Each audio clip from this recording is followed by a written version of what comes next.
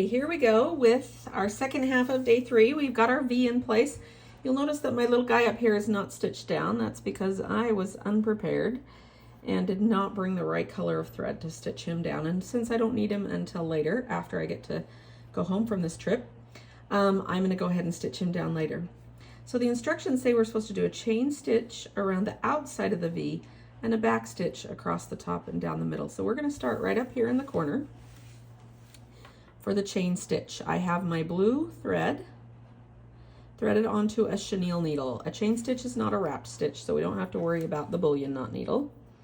We're going to come out, and much like the rest of these stitches around the outside of the letters, this entire stitch will be on the black. Okay. The mantra that I have for this stitch always begins with your thread is in the way. So get it out of the way by putting it behind your left thumb. Okay. So keep the thread out of the way. And then it goes like this. Go down where you came out, take a bite. A bite is what I call the needle going down in and coming out. Sometimes I'll say a big bite, long bite, quarter-inch bite, that's a bite. Okay, so go down where you came out. You want to be careful when you're going down where you came out that you don't shred through those threads. So you really want it to be like right next to where you came out. Okay, go down where you came out, take a bite. How big of a bite? You'll get to decide. They can be different lengths. Put the thread behind the needle. So now bring it out from under that thumb and put it behind the needle and pull it through. And that will make a little chain right there. Do you see the little chain? Okay, don't pull it too tight. You kind of want it to look like that. Same thing again.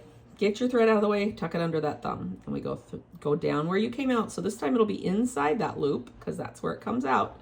Take a bite, thread behind the needle, and pull it through. Keep your thread out of the way, go down where you came out, take a bite, thread behind the needle, and pull it through. Go down where you came out, take a bite, thread behind the needle, and pull it through. And that's it. We're just going to keep going all the way down doing that same thing. Each time, if you pull it too tight, you'll lose your loop in the middle, which is okay. You can loosen it up and get it back again. But the chain stitch kind of looks best if it's got a little bit of a loop in the middle. Down where you came out, take a bite, thread behind the needle, pull it through. Get that thread out of the way, down where you came out, take a bite, thread behind the needle, and pull it through. Down where you came out, take a bite, thread behind the needle, and pull it through. This one, as far as turning corners goes, it's best that you end on the corner. So as you're getting closer, again, you want to plan your stitches. This one doesn't really have a super sharp corner because they're sort of funky letters. It's supposed to look like they're just hand-drawn, whatever. So I'm not going to have to worry about it on this corner very much.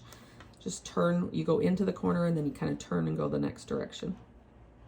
Sometimes a little bit smaller stitch when you have sharp twists to make that aren't sharp corners, then it helps to just make a little bit smaller stitch because then it will, smaller stitches smooth out easier than long stitches do. Long stitches tend to look a little, well, choppy, I guess is the right word. Okay, it looks like my tail's getting a little too long, so I'm going to pull through my tail.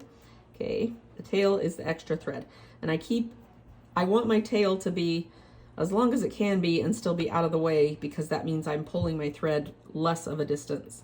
This is especially important on an airplane because the guy next to you, when you put the thread behind the needle and pull it through and you stretch your arm all the way over into his seat, he is not happy. Okay, you can see that this time I've got a tiny little stitch here, so that's what I'm going to do, right to the corner. Well, just past the corner so it'll turn. So that last one's just going to be a little guy right there. And that'll make it so I can turn. And now we just need to chain stitch up this side.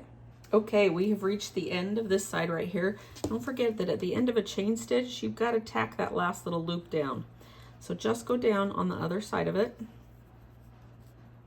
and tack it down. We're going to do a little bit of a sort of stabby thing right now just because now we need to talk about the back stitch. Do you remember the back stitch? We have to start at number 2 and go back to number 1. So we're going to start right here. Number 2, go back to number 1, might need to untwist my threads. Forward to number 3.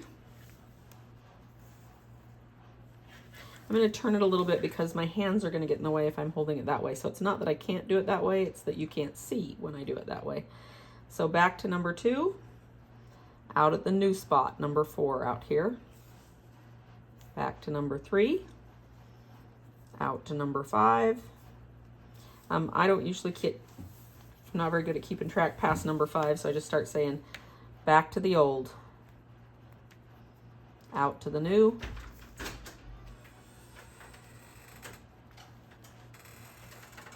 back to the old. And we're going to go all the way down to the corner, back up and across the top, and that will finish up what we're ready for day 3.